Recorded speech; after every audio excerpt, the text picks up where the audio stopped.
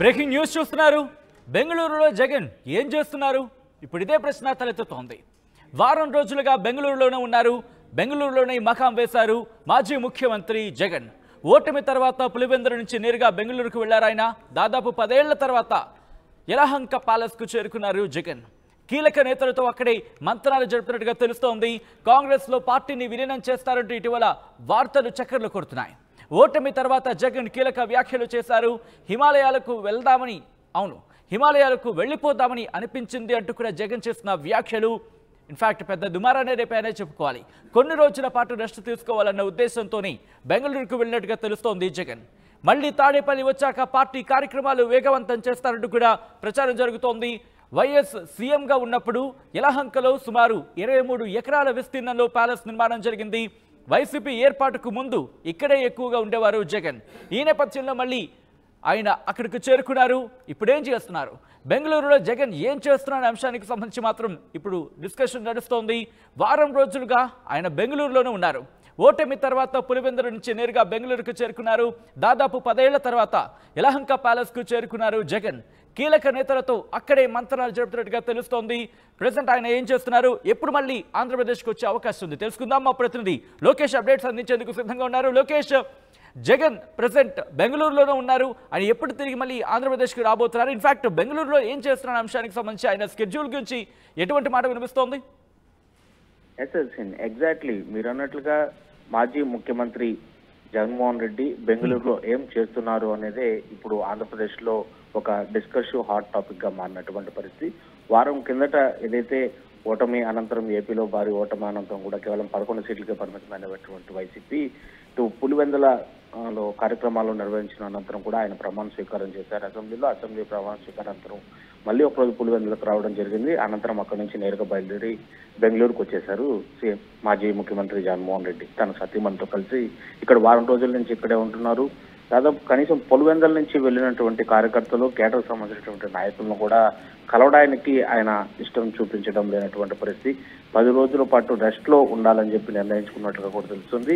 అంతకుముందు పులివెందులలో కావచ్చు లేదా కేటర్తో మాజీ సంబంధించినటువంటి ఎమ్మెల్యేలు గెలుపొందినటువంటి నేతలు కొంతమంది 11 మందితో వీళ్ళందరితో నిర్వహించినటువంటి కార్యక్రమంలో సైతం ఇంతటి భారీ అపజయం తర్వాత తనకు ఒక్కసారిగా కూడా మనస్తాపానికి గురయ్యానని 2 రోజుల పాటు తను ఒక షాక్ లో ఉండిపోవాల్సి వచ్చినటువంటి పరిస్థితులు ఏర్పడ్డాయి.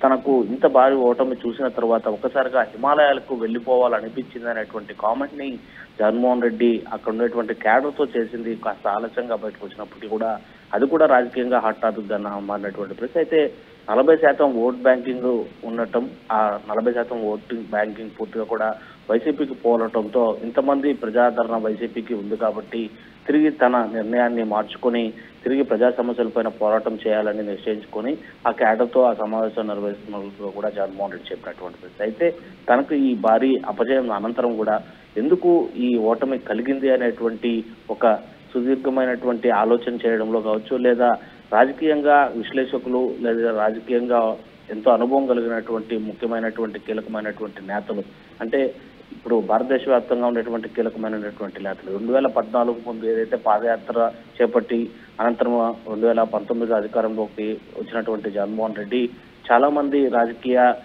విశ్లేషకులతో కూడా అప్పట్లో మాట్లాడినటువంటి పరిస్థితి. ఎలాంటి కార్యక్రమాలతో ముందుకెళ్తే అధికారంలోకి రావచ్చు అనేటువంటి ఒక పూర్తి ప్రణాళిక బద్ధకంగా కూడా క్యాండిడేట్స్ ని ఎన్నుకోవడంలో కావచ్చు, సంక్షేమ పథకాల అమల్లో కావచ్చు, వీటన్నిటిని కూడా ఆచితూచి తీసుకున్నటువంటి నిర్ణయాలు కనుక ఎక్కడ పొరపాటు జరిగింది, ఎందుకు ఈ ఓటమి ఇంతటి భారీ అపజయం చేజిక్కింది అనేటువంటి అంశాలపైన కూలంకషంగా చర్చించడానికి కీలకమైనటువంటి నేతలతో బెంగళూరు ప్యాలెస్ లో ఒక రహస్య భేటీ అవుతున్నారు అనేటువంటి సమాచారం అయితే మనకుంది. అయితే ఈవినింగ్ టైంలోనే ఆ ప్యాలెస్ లోకి కొన్ని కార్లు వెళ్తున్నట్లుగా కూడా సమాచారం అందుతుంది. లోకల్ గా ఉండేటువంటి నాయకులు కావచ్చు, ఆంధ్రప్రదేశ్ సంబంధించినటువంటి ప్రధానమైనటువంటి నేతలతో మాత్రం బెంగళూరులో ఎక్కడ కూడా అపాయింట్మెంట్స్ కూడా ఇవ్వడం లేదు జగన్. వారం రోజుల నుంచి బెంగళూరులోనే తన సత్యమంతా ఉన్నటువంటి జగన్ 10 ఏళ్ల తర్వాత ఆ ప్యాలెస్ కు వెళ్లడంతో కూడా ఒకసారిగా బెంగళూరులో కూడా ఒక హాట్ వాతావరణం నెలకొంది. అక్కడ ఉండేటువంటి వైసీపీ శ్రేణులు సైతం జగన్ చూడడానికి ఇంటి వద్దకు వెళ్ళినప్పటికీ కూడా ఎవరికి గేట్లు ఓపెన్ చేయనటువంటి పరిస్థితి. 10 ఏళ్ల తర్వాత ఓటమి అనంతరం ఇప్పుడు 23 ఎకరాల విస్తీర్ణంలో కలిగినటువంటి ఆ యలహంక ప్యాలెస్ లో జగన్ కాసంత ఓదార్పు తీసుకుంటూనే ఓటమికి సంబంధించినటువంటి కారణాలపైన తన ఆలోచనలో పడుతూ కీలకమైనటువంటి నేతలతో సమాచారం అవుతున్నట్లుగా కూడా తెలుస్తుంది. ఇంకా 1-2 రోజుల్లో తిరిగి ఆయన ఇటు పులివెందులకు చేరుకున్న అనంతరం అక్కడ కూడా మళ్ళీ ఒక 2 రోజులు సమావేశం నిర్వహించేటట్లుగా కూడా తెలుస్తుంది. అనంతరం తిరిగి తాడేపల్లి వచ్చేటువంటి పరిస్థితులు అయితే చాలా స్పష్టంగా కనిపిస్తున్నాయి. Sachin. Right Lokesh, thanks for the update. మొత్తంగా అయితే మాత్రం బెంగళూరులో జగన్ ఏం చేస్తున్నారు? ఇప్పుడు ఇదే ప్రశ్న వినిపిస్తోంది. వారం రోజులుగా బెంగళూరులోనే మకాం వేశారు ఆయన. ఓటమి తర్వాత పులివెందుల నుంచి నేరుగా బెంగళూరుకు చేరుకున్నారు. దాదాపు 10 ఏళ్ల తర్వాత యలహంక ప్యాలెస్ కు చేరుకున్నారు జగన్. కీలక నేతలతో అక్కడే మంతనాలు జరుపుతున్నారు. కాంగ్రెస్ లో పార్టీని విలీనం చేస్తారంటూ ఇటీవల వార్తలు చక్కర్లు కొడుతున్నాయి.